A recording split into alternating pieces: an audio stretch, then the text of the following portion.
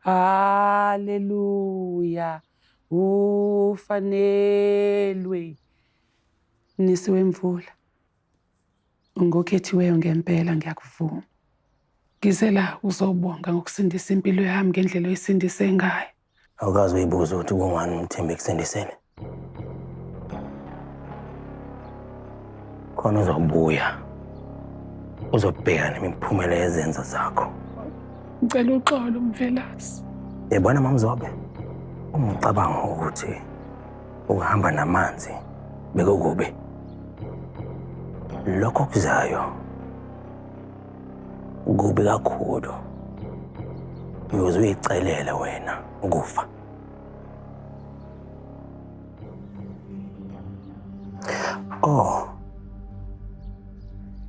Okunye-ke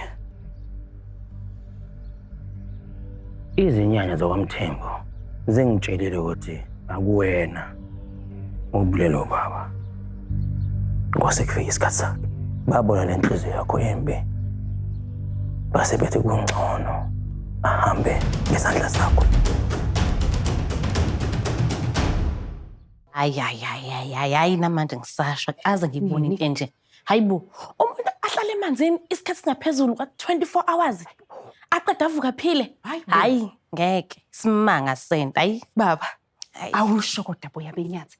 Uyithini le ndaba enkulu kangaka lesimangaliso? Uyayikhola kodwa yonke lento. Imlingo yasezulwini. Yini uMthembu ayiveze ngomthakathi? Hayi, cha. Kona ke boya benyathi. Ngiyakuzwa ukuthi uchaza ukuthini. Kodwa ke anjalo vele amandla ungabonwayo asebenza kanjalo nje. kanti ke nje yazi nami ngisengike ngathi ukumpostihlo kaningi lapha eklasini labona. Ayiyena ushintshile uyazi ungathi nje isidalo esisha. Hayi cha.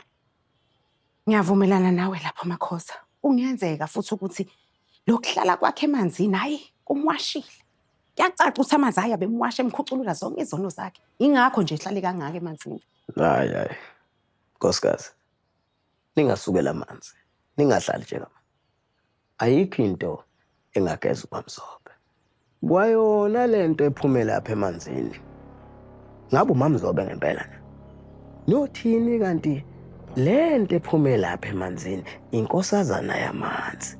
Hawu baba, Ngoba uma kunjalo siveleleke thina ethempelini lenkosi ngoba lenkosazana yamanzi izohlupha thina. So uthi siyashumayela lapha iphenduke ibe uMamzobe, iphenduke ibe noma yini efuna ukuba yiyona.